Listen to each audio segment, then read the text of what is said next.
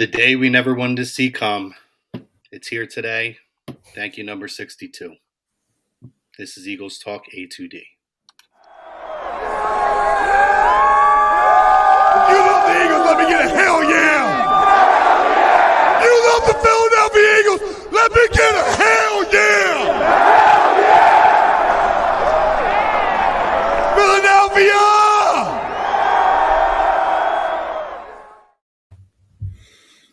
Fitting that we have that voice, guys, introing us here tonight. Eagles Talk A2D. We're going to be talking the retirement of Jason Kelce, Philadelphia legend. Obviously, we had to scramble and change our show today, guys, with the news dropping. I am Chrome, joined as always by Rob Brinkman, Pete Evans, Chuck Smaranin, and a special treat today, guys. First edition of Bowen on the Birds. Les Bowen, Philadelphia legendary writer for the Philadelphia Eagles. He'll be joining us on a weekly basis. He'll be with us at 9:15, and we're going to talk about Jason Kelce and his career and less time covering Jason here in the city, and as well as anything else you guys want to talk about. It's one of those days where I think we all need to get together here and have a conversation. So, we already see you guys dropping comments in. We appreciate you. Please continue to do that.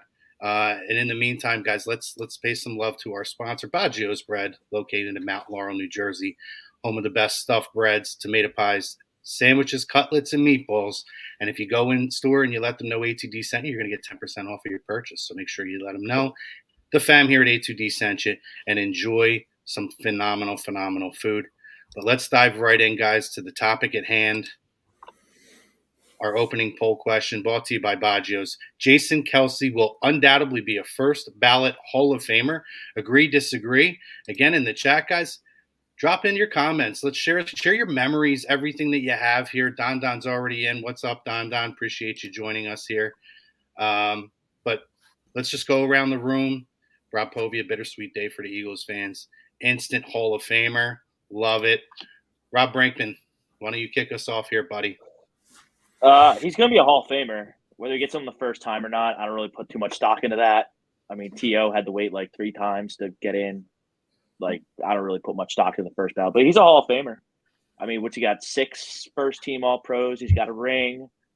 8 Pro Bowls, I believe it is. And, just a popular player, a good person as well. So, I mean, he'll get in the Hall of Fame, but whether he has to wait or not, I'm not sure.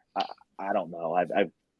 If you've ever listened to me here on A2D Radio, I don't have much respect for any of the 4 major sports Hall of Fames, but they'll get it right and they'll get him in, whether it's the first time or not. I don't really care, but he'll get in for sure. Yeah, I think I agree with you on that as far as putting stock into one of the writers and with agendas make these kinds of decisions, but that's a conversation for another day. Pete, your thoughts? Absolutely agree. 100% instant Hall of Famer. First ballot should be, in my opinion right now, his number should be retired. Nobody should wear 62 ever again. Nobody will. Now, I mean, he should go in the Ring of Fame this year. It's probably the most, now just for what he did for the Eagles, but it's probably the most memorable Super Bowl parade speech ever. Of all time, to be in Mummers gear, on, off the field, always kept it clean, family man now. You can see how much I hurt him to make this decision. I'm sorry to see him go. The world still will spin. Eagles football will still be playing the kickoff in September, but thank you, 62, for everything. Definitely a first ballot Hall of Famer, because I can't really think of anybody in his era, if other players retire now, who would you vote in over Kelce on that ballot? Maybe J.J. Watt at some point, but he should get in numerous times. He's going to be eligible a year before, so we'll see. I mean, but undoubtedly, I absolutely 100%, 1,000% agree to this poll. Chuck, sir. Yeah, I'm with Pete. I absolutely agree. I think he's a first ballot Hall of Famer. I totally understand. There are flaws with the Pro Football Hall of Fame, and there are flaws with every pro sports Hall of Fame. But like you said, Crum, that's a conversation for another day. I think, though, when you look at his resume, his what he's been able to put up, his accolades. I mean, if you compare to Brian Dawkins, who was a first ballot Hall of Famer, he was Brian Dawkins had 9 Pro Bowls, 4-time All Pros, part of the All 2000s All Pro team. Jason Kelce, 7 Pro Bowls and 6 All Pros. So I mean, the accolades are pretty comparable. And if you talk to a lot of writers, a lot of football heads that are that have been around, Jason Kelce is arguably the best center of all time. Arguably, and if he's not the best, he's in the conversation. And so someone who has been able to stay healthy as well for as long as he did and stick with one team for his entire 13-year career, that is an impressive accomplishment, to say the least. So his resume speaks for itself. I don't see how anyone can make a case that he's not a first ballot. Will he eventually get in? That's for the writers to decide. But his accolades speak for himself. He is deserving of someone who should be first ballot. Yeah, and I think typically when we do these poll questions, right, we try to have something that could be debated, but I don't think it's debatable.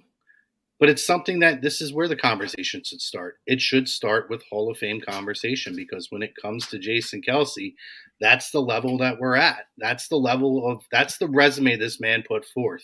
And I think one of the things that really took away a lot, guys, today was it's not just the teammate, and the fact that he acknowledges everybody. I'm talking lacrosse coaches, band leaders. I mean, he went up and down the list, right? Outside of, Stoutland and Mudd and all these other guys within the actual Eagles organization, and obviously his parents and his brother. But you really sit back and you look, and I look at Hall of Fame of, forget all time, and you can talk about all time, but I look at Hall of Fame of your era. Are you the number one guy in your era? And there's no question in the last 13 years, Jason Kelce has been the standard at the position of center. And we're going to have Les Bowen on at 9:15, which we're really looking forward to having a conversation with Les. And he dropped a really nice write-up on his blog today, and we'll talk about it. And one of the things he talked about, right, Hank Fraley was here, and I think Jamal Jackson was here. Jamal Jackson. Who were good centers, right? The Eagles, it's not the Eagles never prioritize center, but he set a standard here. And I'm going to be interested to talk to Les about how he sees this organization moving forward. And I know we have people in place, but hands down, he's the standard bearer of his generation. And there's no question about it. Real quick, before you transition, I'll make this quick. Not only is he the flag bearer for this generation at the center position, remember when he was drafted in 2011, centers weren't that size. His traits weren't looked for at the position. So if you now go and look, we drafted Cam Jurgens, can kind of do the same thing. We hope it to that level. But I'll give you another one. He just won back-to-back Super Bowls, and that's Creed Humphrey. The Chiefs don't win back-to-back Super Bowls without Creed Humphrey. You know what I mean? And that's very, very similar to that type of build. So not only did Jason Kelce set the mold for himself, but he really set the mold for the center position for the future of football, the current state of football that we're in right now. I don't think we've ever had a player that donned the midnight green or Kelly green who has done that, who you can say that about, that they are now the prototypical center they want to look for. He's the one who's the next Jason Kelce. The 31 other teams were looking for that. And now, so be it, based on today, the Eagles are now looking for the next Jason Kelce. So now it's 32 because there's no center like Jason in the league. 100%. And listen, I want to get to some of the comments. Comments are flying. Martian's in here, Rudy Poo, Wayne Miller, John Malmus. Thank you guys all. Everybody keep dropping your comments in. But, Marcus agreed. Tush Push won't be as effective without him. Really concerned about Jurgens filling that spot at center. And that's going to be an interesting conversation to have. There's a lot of people that think Jurgens is actually more suited for center than guard. So, we'll be debating that over the next couple of weeks for sure, right? As we start to see this roster fill out through free agency and obviously the draft next month. There we go. Martian, retirement speech better than the underdog speech. No. It's a different type of speech. It's a different type of speech. I can't compare. One is about the Super Bowl winning and celebrating. The other is about paying homage to everyone that he's thankful for. So it's like different. It's a different context. Yeah, no, for sure. There's no one other. Eugene in here. Appreciate you dropping in. Kelce's a Super Bowl champion. Juergens was good at center when Kelce was out in the preseason. Yeah, I mean, I thought he did fine. I think we're going to be okay there. Listen, you're not replacing Jason Kelce and getting the same production back. I don't think anybody's under that delusion. But here we go. Wayne Miller. Just curious, how does this move affect the cap? We now have more money to spend. Correct. Was he under contract this year? Did he have a cap hit? Well, no, but no, he was on a 1 year. He was on 1 year, right? But you think that money opens up, right? If Fletcher Cox steps away, money opens up. And again, that's a conversation for another time as well. But, did he make I know he made a good amount of money, but I don't think he made anything. Last year he made 14. Right? Okay. So now you can just repurpose that with Cam still on his rookie deal. That does give you more fuel for the fire and more darts at the board to throw at a different position. Right, but I think that what Wayne's asking is, I think that because Jason Kelce wasn't under contract, like all those figures that you see on the internet before Kevin Byard got released, like that 14 mil was already accounted into that. Yeah, he is under contract. He is. Oh, he is under contract. I thought he signed a 1 year. No, he has all the years on his contract. Yeah. Okay. Who, Kelce does? So I thought he was a 1 year deal. I thought he was going year by year as well. And then that would salary and a base salary 1 year. I'm looking at Spot Rec. I'm trying to decipher this now. Right. It has other years on his thing. Or maybe it is a 1 year. I don't know. I'm confused now too. So nobody understands the cap except Howie. Yeah, and that's all that matters. Right. That's all that matters. Yeah, that's true. Mr. Rudy Poo, he says, I mean, he would struggle at guard. It's not his natural position. He trusts Kelce in the evaluation of Juergens, and that's true, right? So, for all intents and purposes, Kelce handpicked Juergens. He was a part of that draft pick, saw the talent in him, and thought, hey, this guy is this guy's going to be the next incumbent behind me. So, do you guys have any lack of confidence in Juergens taking over this spot coming into this year? No, I had tweeted that out earlier because I was, Juergens was brought up, and I had said like when I was scouting him that draft, I was like, yeah, this is like the perfect prospect to replace Kelce and be his heir. And I rewatched the clip when Kelce was on Bleacher Report for the live reaction, and Kelce had said live, he was like, I've been helping them scout centers for the past several years. And out of all the center prospects that have come out the past 3 years, Juergens was the one that was as close to him that he's seen. So, that coming from Kelce, that, Juergens is not his – to be able to expect to get close to what Kelce was is unrealistic. I don't think anyone that's objective would say that he's going to be close, but I think Juergens is going to be good. I think it's going to be really good. He better be good, because if not, Howie has a lot of explaining to do, because he's drafted these guys 2 and 3 years early and letting them sit, and you don't know what you got. And then if he comes in and stinks up the joint, obviously he's not going to be Jason Kelce, but if he comes in and stinks up the joint at center, where he's I have faith in Stout. So do I, but if a mutt's a mutt, a mutt's a mutt is a mutt is a mutt. If he can't play center, he can't play center. Doesn't matter who's coaching him. So, I mean, clock's starting to tick on Howie, big time. Well, now we're going to have to really see what Howie can do. He's starting to lose some of those safety blankets that he had all these years. So that's going to be really interesting to see how that works out.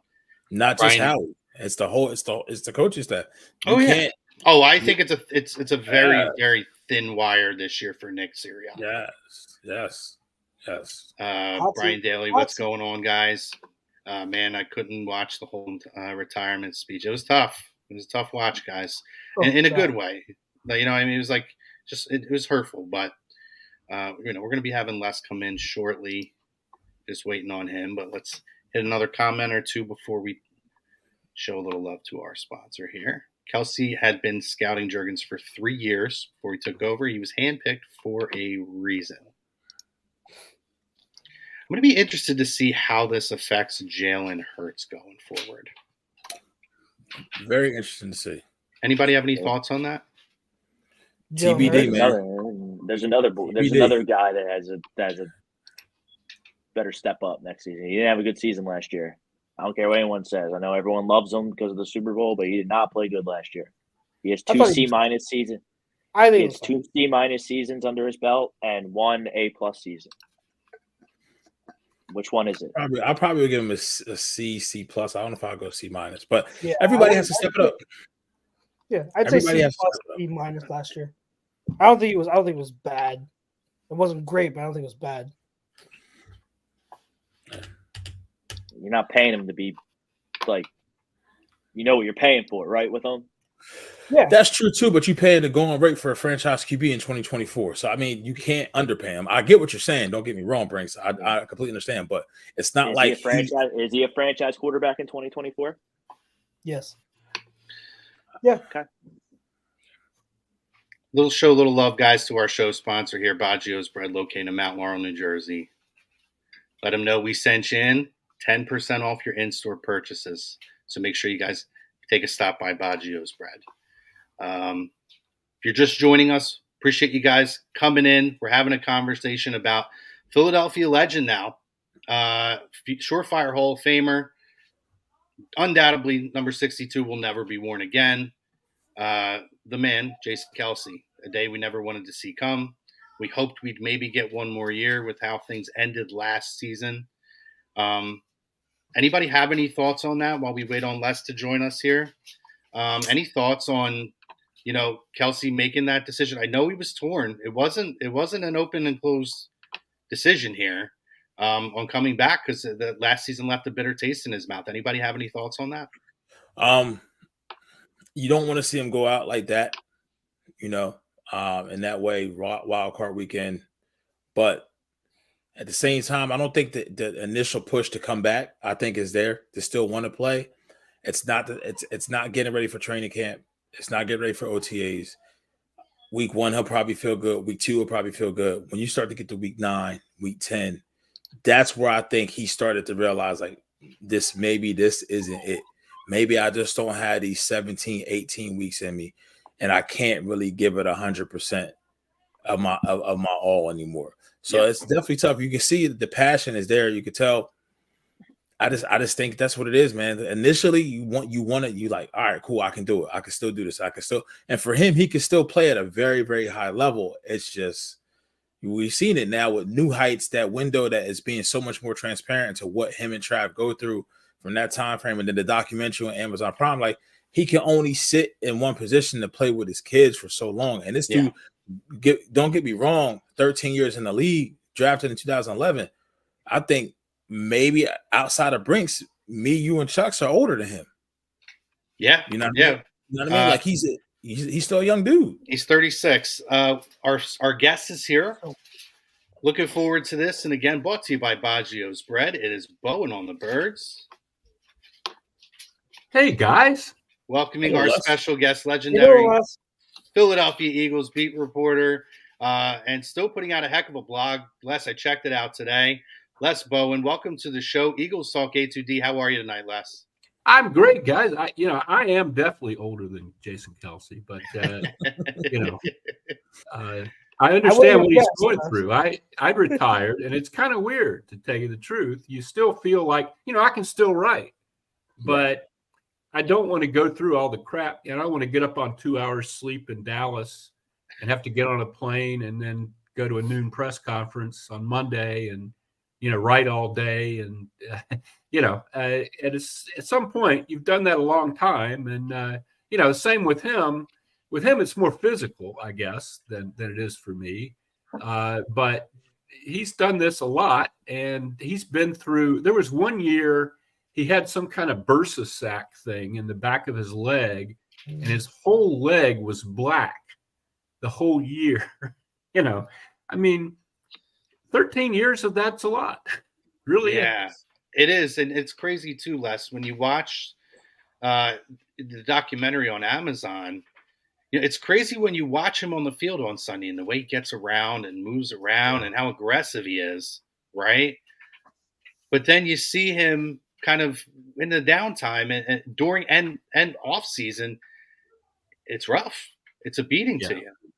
Yeah.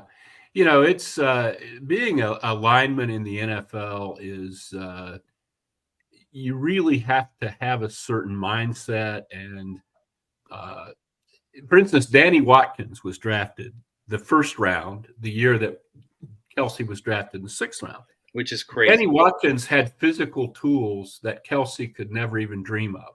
He was huge, he was quick, he was strong, but he didn't know much about football because he'd only taken it up a few years before. But B, and more important, because Jordan Mailata didn't know much about football either. But the important thing was when Danny Watkins found out how hard it was going to be, he just didn't want to do it. You know, and there are guys that are like that, you know, to one degree or another, you know, that just don't have long careers because this is hard. It is really freaking hard. It is, you know, shoot yourself up to play and walk around on a swollen ankle for 6 weeks. And, you know, you make money from it, but who knows if you'll be able to, you know, talk to your grandkids when you're 55, you know, the CTE and all that stuff. And, you know, I think in the documentary, Kelce talked about his body and how it's so much older than 36 years old. Yeah, it's true. It's crazy. Listen, Les, you talked in your blog, and guys, you got to go check it out. LesBowensJohn.com. He drops a blog, you know, every week or every other week or so. Talking Birds, really, really good stuff. And check out the blog that he put out today, talking about your time covering Jason Kelce. And in it, you talked about how with, you know, Hank Fraley was here and Jamal Jackson was here. And, you know, and it's known the Eagles, you know, have had longevity at the center position. It's not an interchanging position that they've had for them. But Jason Kelce, you know, he kind of changed the standard of what being a center here in Philadelphia is, and particularly with some of the quarterbacks that he's worked with, right?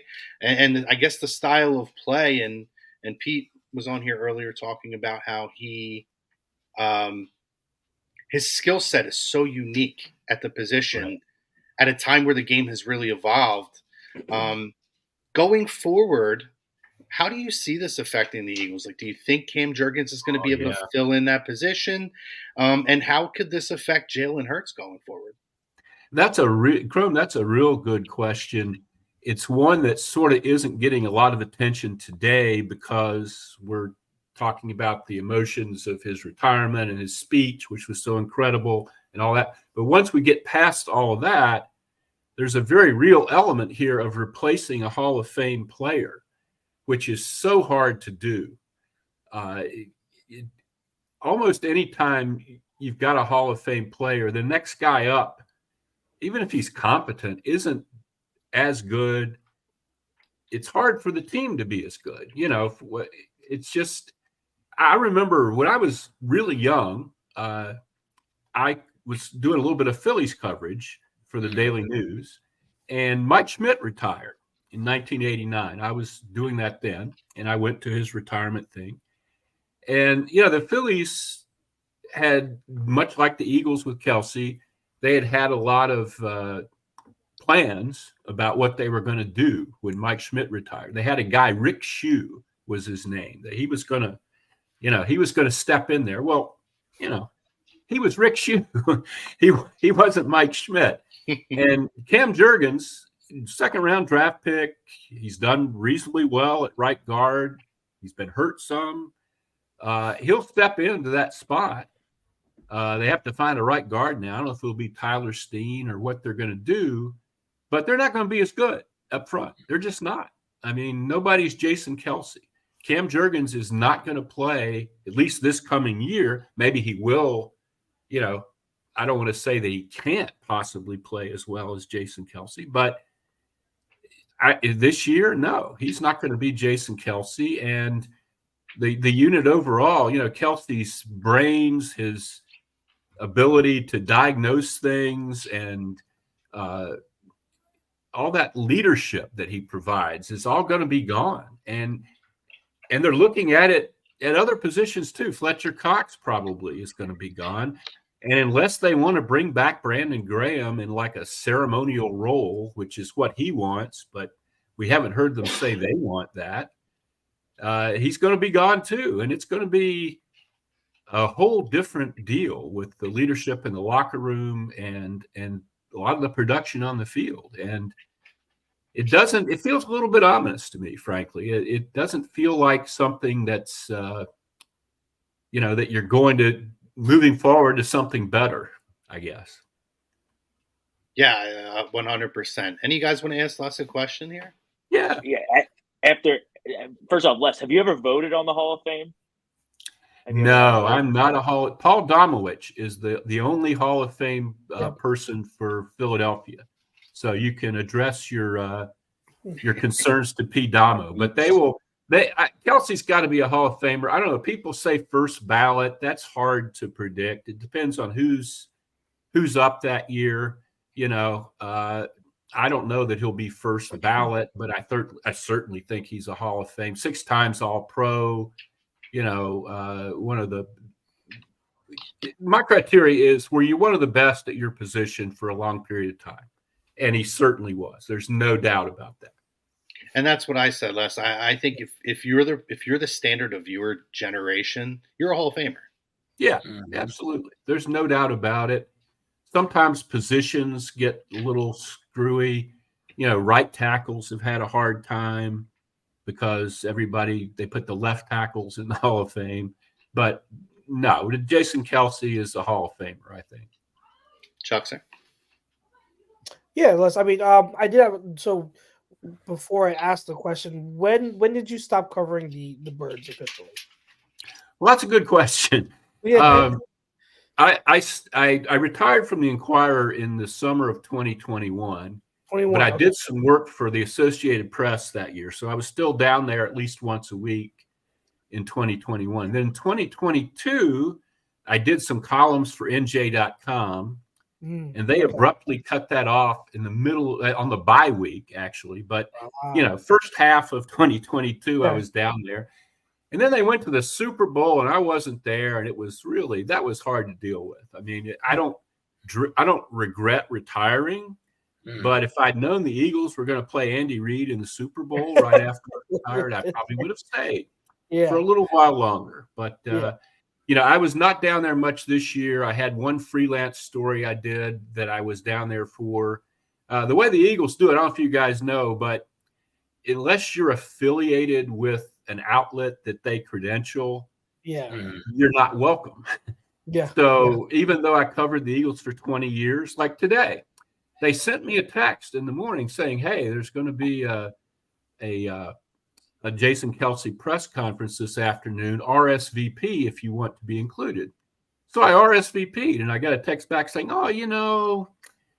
we just have so many requests, and there's so many to be here that no, we can't accredit you for. I can't shake Jason Kelce's hand after covering him for more than a decade. But I don't want to make this about me, but the Eagles are really picky about stuff like that. So I have not been down there much in the last year or so. Okay, that's fine. Well, the question I wanted to ask, I wanted to make sure you were there for this time, but Kelce alluded to it during his speech. He talked about how that once, what was it, 2000? I think it was 2016. He was saying when he was on the trade block. He had a bad season. Yeah. During that time, can you just touch on that? What was it like in that locker room, in that organization, in regards to Jason Kelce, and how from your point of view, how was his fortitude and his ability to bounce back? How did that impress you? What was your thoughts on it? Yeah, I thought he kind of over dramatized that a little bit, to tell you the truth. What I remember about 2016 was Carson Wentz rookie year and Doug Peterson's first year. And, things were generally okay, but not great. Kelce did get manhandled sometimes. That was a point in his career. There used to be a lot of talk about Kelce when they played a 3-4 defense and the nose tackle was really a big physical guy, that Kelce would have a lot of trouble. But as far as everybody in the organization wanting him gone, like he said, I maybe he knows things I don't know about that, but I didn't pick up on that at all. There were some grumbles about they had a guy, Josh Andrews, who could have been a center. They had drafted Suamalo, but he wasn't even able to start at guard, early in his career. The first 2 years of his career, he was really not that. They weren't sure what they had in him. Eventually, he turned out to be a good player. I guess I'm saying that they didn't have a plan B. I don't remember a lot of trade speculation about Jason Kelce during that time. And for a reporter, there was never a time when his locker wasn't where you wanted to be, because he was always so good at dissecting things, so honest about his own performance. I do remember he struggled. I don't remember it being, life and death, but that's the way he remembers it. And who am I to say that that's wrong? But he definitely bounced back the next year. The Super Bowl year, he was tremendous. And he said that, I think, in his speech today. And since then, there hasn't been much question other than whether he wanted to retire. Nobody has really talked about him, not being the starting center. Yeah, before we get to you, Pete, we're going to finish up our time with Les. But first, I want to say show a little love to Baggio's Bread over here, guys. Stop in store, Mount Laurel, New Jersey. Let them know A2D sent you. 10% off of your in-store purchases. Make sure you guys check them out. Those tomato pies, guys, I'm telling you, absolutely phenomenal. And while you're at it, if you're over here on Facebook, YouTube, Twitter, wherever you guys are at, Instagram, make sure you guys are liking, subscribing, following. And oh, by the way, hit that bell, get those notifications. We appreciate it. Appreciate your comments today. Keep them coming regarding the retirement of a real true Philadelphia legend, Jason Kelce. And we're happy to be joined by Les Bowen. And this is going to be a weekly thing, Les. Again, appreciate your time. We're really excited to have you on here. I'm excited about it, and I appreciate you being willing to listen to my blatherings. Well, listen, we're happy to have you back here on A2D. Always. You've been a friend of the program for a while, so we're glad we got a home for you here. Pete, did you have a question for Les here? Yeah. So when all the dust settles, Les, where does Kelce rank for you in all-time Eagles? Oh boy. You know what, Les? That is so hard. Because Les, let me go a little further with that, Pete. I'm going to capitalize. All-time Eagles, you can answer that, but I want to go all-time Philadelphia sports figures because that's what I was actually going to look to close out with, right? So you want to go Eagles and then that. I mean, I can't think of a more beloved Philadelphia sports figure. And I'm talking – you can talk about the Brian Dawkins. You can talk about Chase Utley is a guy who I think universally is loved. And there's guys who are questionable, right? A lot of people love Allen Iverson, but he's kind of murky a little bit with some people. Yeah. But I've never changes generationally, doesn't it? I mean, none of us, even me, remember Steve Van Buren, who was probably the greatest Eagle in terms of awards and stuff that ever. As far as figures in the community and so forth, I don't know what. I was a kid in North Carolina when Wilt was here. I don't know, what that was like. I don't think Wilt had the personality that Jason Kelce has. Schmidt, people like that. Doc, even with Doc, I think a lot of people your age and maybe a little younger probably remember Kelce's career a lot better than they remember Doc's career. Well, we're right in the sweet spot of Chuck Bednarik, I didn't watch Chuck Bednarik. That's true. We're right in the sweet spot of Doc and Kelce, so I can vividly view both of them. I mean, they're 1 and 1A. It's very hard to knock very different. Anybody. Different. I said different chambers of the sporting heart in my piece today, and I think I wouldn't rate them against each other. I think different. One's a defensive icon. The other's an offensive icon. But Doc didn't get to finish his career here. If he'd had, I don't know, if he'd have been on, if they'd won the Super Bowl, it might be different. I think everybody that won that Super Bowl gets a sort of an extra, 10% or something out of that. He is right up there as far as any sports figure in terms of his overall impact on the city. When I first got to Philly, I think Tug McGraw was a guy kind of like that. He was on TV on Channel 6 and stuff, and Jaws was a little bit like that. But none of those people really got quite to where Kelce is. He might be unique. I mean, he might be one in alone, in his overall, as a player and as a community person, as somebody who connected with the city. Yeah, Kelce did his Mount Rushmore of like Philly guys on the New Heights podcast with his brother. He put Pete Rose on there. Yeah, that was, for a lot of people, to me, I actually covered that in 1989 when Pete was getting thrown out of baseball. And, to me, that besmirches a lot. I mean, Pete's a skeevy kind of guy, to tell you the truth. Jason Kelce is not. Pete Rose? But a great leader on the field, a great player, not off the field, not the person that Jason Kelce is. But yeah, certainly a very large figure in Philadelphia lore. There's no doubt about it.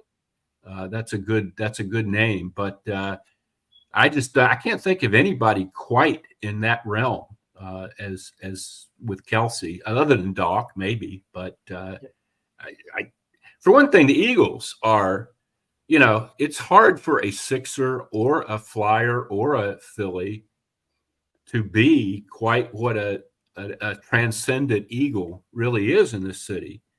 There was a time when Bobby Clark was probably what Jason Kelce is now, before he became the general manager, when he was just the captain of the 2 Stanley Cup teams. Again, took a lot away. You're right. Yep. A long time ago, but for right now, Jason Kelce is it. That's definitely the case. Yep. Les, we appreciate your time today, Les. It's great talking to you. I really appreciate you having me on. Yeah, and Les, obviously we got your blog. Where else can we find you? Oh, I'm on Twitter at Les Bowen, or whatever it is now, X. It's Twitter. It'll always be. Yeah, I think so too. And I hope that idiot will sell it, and so it'll come back to what it once was. I don't think I lived on Twitter to my wife's chagrin, but it's hard to be on there anymore. But I am, and I'm there, and I'm at my blog, and I'm here every week. So Yes. Yeah, so make sure you guys come back every week. Bowen on the Birds here live on Eagles Talk A2D every Monday night. Les, again, thank you for your time. Appreciate your insight on a true Eagles here. I mean, what a week to kick this segment off, to be honest with you. Yes. It was quite a speech and quite a day. It sure was. Again, Les, appreciate you, my friend, and we'll talk to you next week. Have a great week. You too. Thanks. Take care, Les. Thank you, sir. Thanks, guys. The great Les Bowen. There you have it, the legend Les Bowen. Appreciate his time tonight with us, and he'll be joining us every Monday here live on A2D Radio, Eagles Talk A2D. So make sure you guys are coming back. And typically we'll have you guys throw a few comments out there, but with the Kelce thing, we wanted to kind of really just get some time to throw some questions in and let Les talk about his insight. So really good stuff there. If we head back to the comments, that Nate's back, by the way. Love to see Nate Rosario dropping a random question. Maybe I'll let you guys decide that. At this point, I'm going to hop off. I have some family obligations, but I appreciate everybody out there, and I'll talk to everybody next week. Chuckser Brinkman, Pete, good stuff. They'll take you home. See you, Chrome. Go Birds. All right, gentlemen. So then there were 3. People in the chat, keep it coming. If you definitely have still more to get off your chest when it comes to Jason Kelce's retirement, I know that a lot of us are emotional. I know I don't know about you guys. I watched the whole interview straight through, and I was tears the whole time. it was definitely tough. But definitely, guys in the chat, keep it coming, keep it rolling. Any last remarks or comments about Jason Kelce, and before we move on to our next segment? I mean, this is going to probably be perceived as a crumb type comment, but I'm kind of glad this organization is turning the page. I mean, me for one, the last 2 months of last season was a disaster. They were the worst team in football. We've talked about it. What is it, our 4th episode every week? So, I mean, I'm not that excited about having a bunch of team leaders return from a team that clearly quit on their head coach last year. So the glass half full is it's time to turn the page. It's time to get younger. It's time to move on. And we'll see what Howie can do. I don't think it's that crummy. I think some may think the timing is kind of give Kelce his day, but no, because everyone's going to be like, "Oh, Brinkman hates Jason Kelce."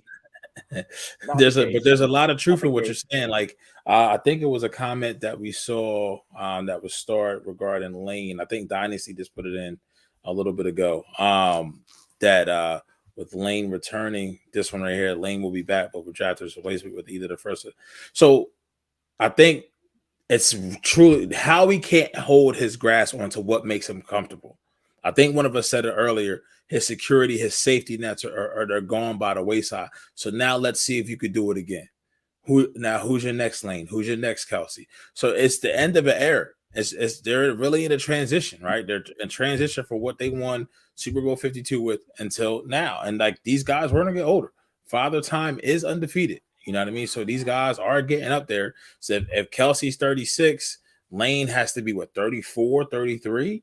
You know what I mean? He's low 30s. So BG and Fletcher, they're probably about to go. So what we're going to have on the defensive side, and really with Kelce moving on now, it's really going to be a younger team. We were one of the oldest teams in the league, and we had a lot of money invested in the older guys as well. It wasn't like we had guys that were older that we just picked up or we kind of got them on a bargain deal. No, we invested a lot of money in these guys, right? So like I said, Kelce was making $14 million a year last year. You re-up Darius Slay, you re-up James Bradbury, you got age there. So it really is something where I think 2 weeks from now, or maybe by the end of this week, right, a lot more people will be where Brinks is at right now, where he's like, hey, like I get it. Hats off to Kelce, it was great. But now it's really the transition. Like, what are we going to do? What are we looking at? I can tell you right now, this team is probably not a top 5 unit in the offensive line right now. Maybe not a top 10. We'll see, right? It's across the league. I still think they're fringe top 10. I definitely think the top 5. What we don't know what we're going to see from Cam. But I still think that this team is. We don't know we haven't had a season like this.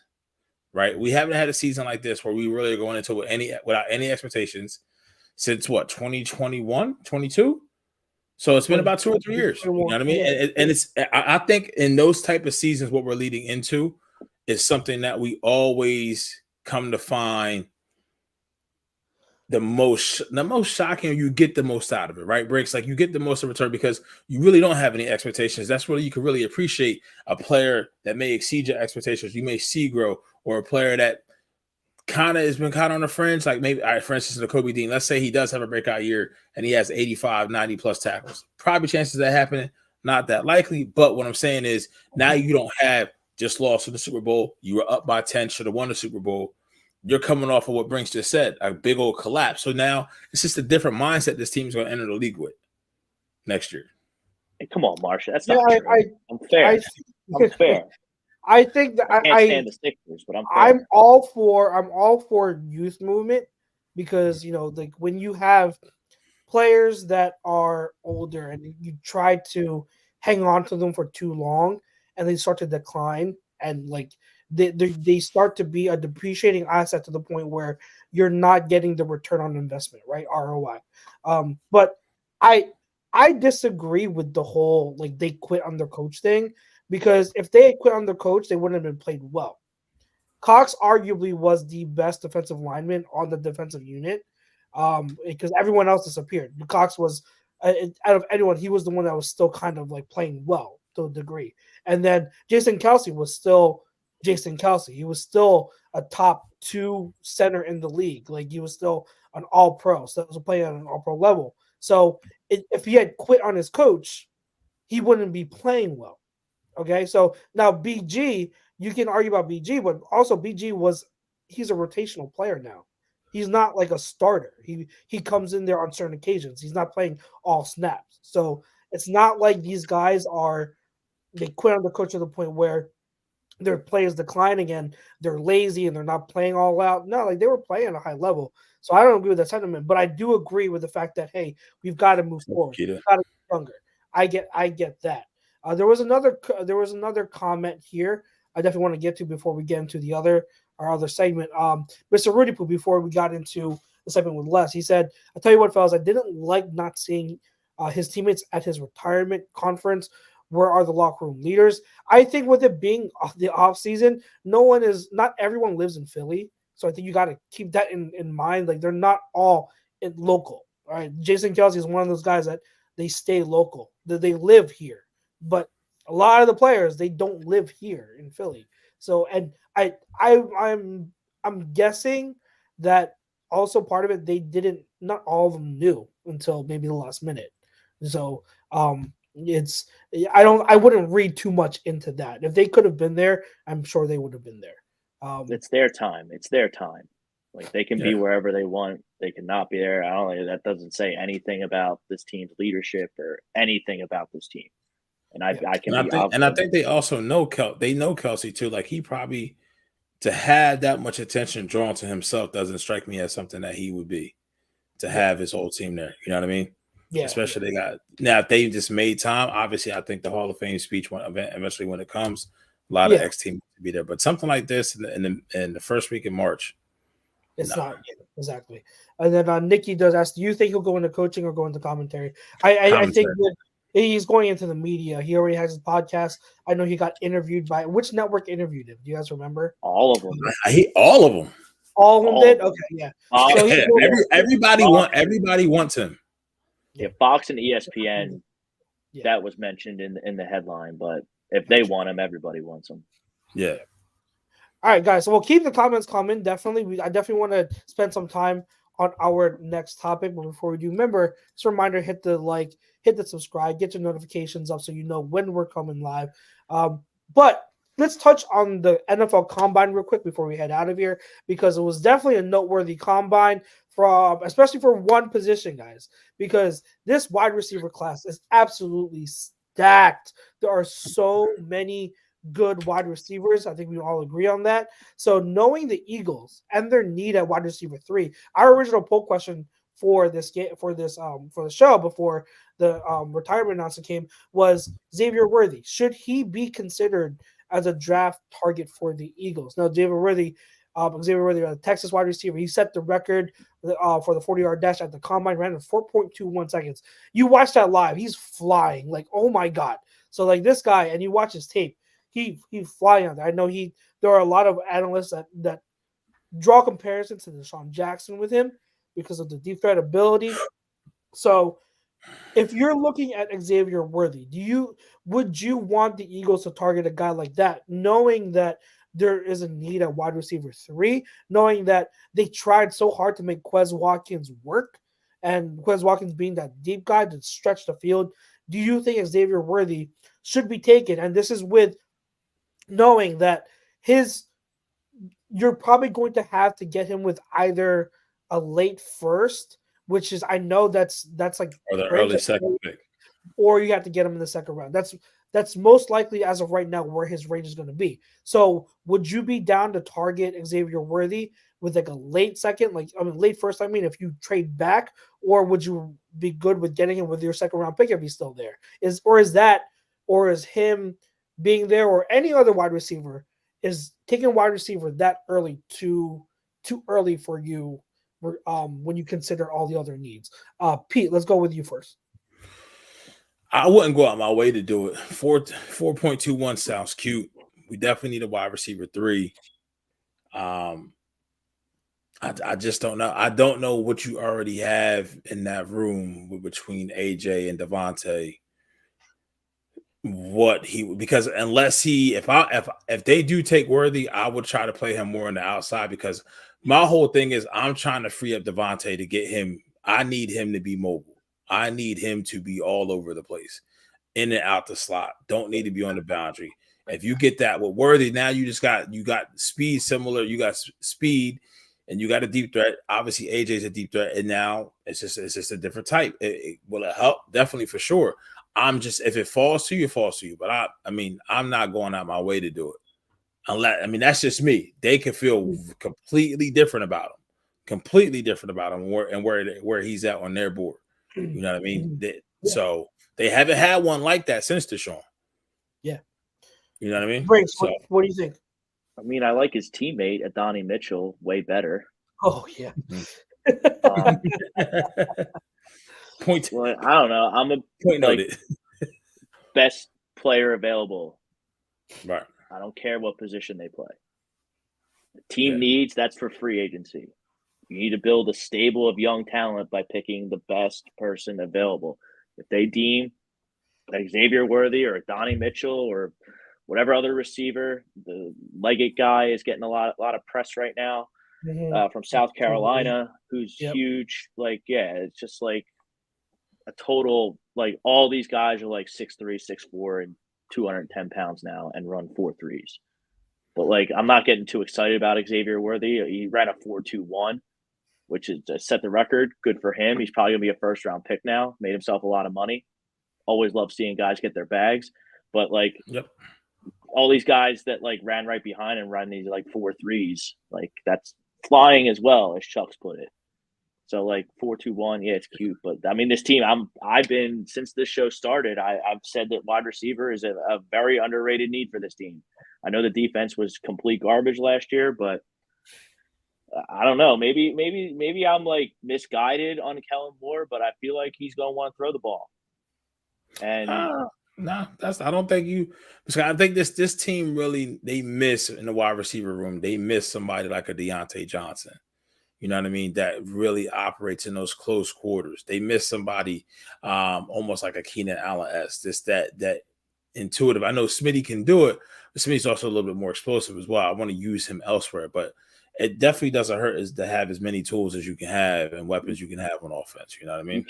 You can't have another season where it's just Goddard, who seems to get nicked up a bit because he does a really good job blocking.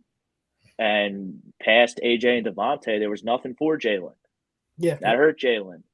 Yep. You can trust Quez Watkins. So receiver and Kellen Moore, from what I remember when he was in Dallas, and I know the Chargers did it a lot, they like 12 personnel. He likes to use 2 tight ends. There's all the tight ends we have past Goddard are kind of blocking guys. So that's something dude, you invested $250, and I know the defense was trash. You invested $250 million in Jalen Hurts. Billion with a B.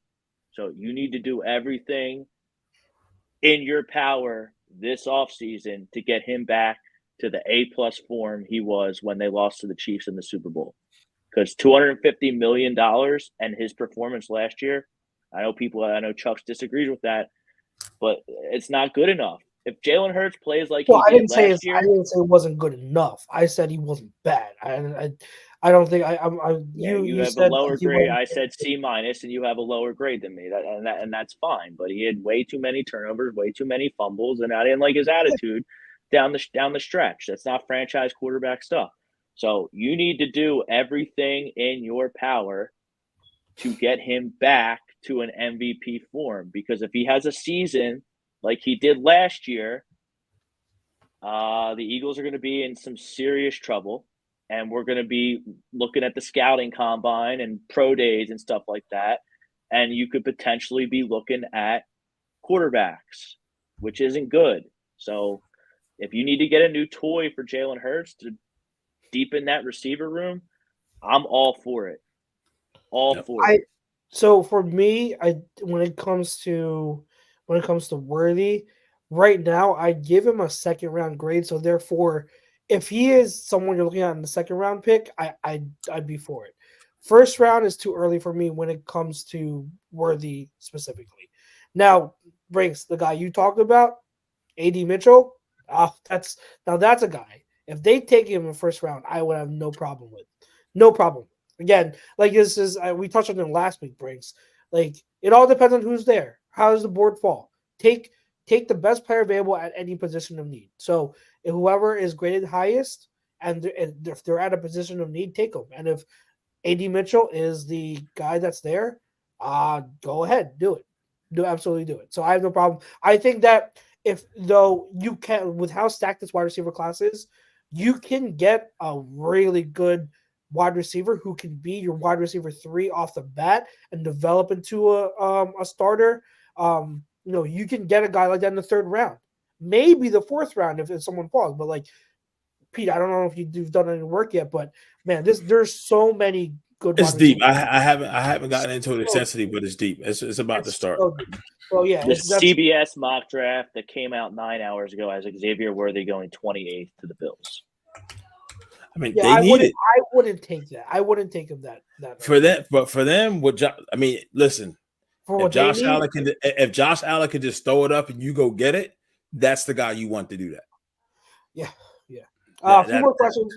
Yeah, a few more questions real quick before we head out. Don does ask me, have you looked at running backs already? Yes, I have started. I haven't done in-depth scout reports on everyone, but I've done quick watches on pretty much half of the prospects and all the top guys. So yeah, I have started. Nikki does ask as well. There were talks of Chauncey Gardner-Johnson possibly coming back. Do you think true? And if so, do you think this would be good? Real quick, guys. Yes or no? Would you welcome Chauncey back? I would. Yes, he should have never left. Agree. Okay, cool. Awesome. Anyone? John Malmo says, love the kid from Notre Dame. I think he's talking about Audric Estime or I forget. I don't even know how to pronounce his name yet. I know he's decent. I like Braylon Allen more than I like Estime as of right now, but he's no surprise. Estime is a big back. I'm not surprised anyone would want. There are a lot of fans here that fall in love with big backs. So like, they probably Estime is probably someone that a lot of Eagles fans have on their radar. Heel Chrome says he would welcome back Chauncey Gardner-Johnson with open arms. Yeah, I absolutely would. He should have never left. I would be done. Now, is it a realistic possibility? I don't know, but I'd absolutely do it because he's still young. I didn't realize he's still like he's only 26. He is still young. He's still in his prime. Like you get him on a 3-4 year contract, you have him for his prime. So I absolutely. He's got that grit that we need. Yeah, he might not be the best locker room guy, but he's in your face and he's physical and he's a little bit of a jerk off, which I think this team needs. He might have been the only defensive player in the Super Bowl that showed up for us. Like he played great in the Super Bowl game. Yep. So I'm all for Chauncey. Anything else, guys, before we head out? Any other reactions from the combine? Any prospects that stand out to you so far? No, I mean the Kool-Aid news was I don't say bad, but I want to see now where his stock is at. The injury. He has a Jones fracture, right? Yeah. Yep. Jones fracture, so he didn't do anything at the combine. He's going to be ready for the pro day. Should be ready by the start of the season. But it's just like, what have you done for me lately? So, kind of see from there. Cross him off. Him off for me. You're already hurt because Cooper DeJean, he broke his leg, didn't he? Cooper DeJean, did he break his leg? I didn't hear that. I read that. I could be getting my prospects mixed up, so I apologize for that. I haven't heard anything about Cooper DeJean breaking his leg. Chrome does says this team needs an edge in the secondary. Yeah, absolutely. Get Chauncey back. Like for me, you guys know I'm heavy on running backs. My guys right now, so far, Blake Corum and Marshawn Lloyd. Marshawn Lloyd had everyone's talking about. Cooper DeJean revealed at the combine that he broke his fibula during a mid-November practice. So it was a while ago, but he just told everyone about it at the combine. That's fine. So whatever. Yeah. My guys, Marshawn Lloyd had a great combine. His stock is up. I would, and it's funny. My comp for him after watching a few games of him was DeAndre Swift, and it's funny because during the combine broadcast, Daniel Jeremiah made that same comp, and I'm like, that's what I said. I was like stealing my stuff, but yeah, that's my guy. I'm excited about this draft, guys.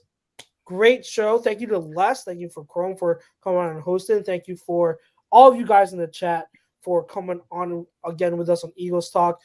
We are, again, brought to you by Baggio's Bread. Make sure you tell them A2D sent you to get 10% off your in-store purchase.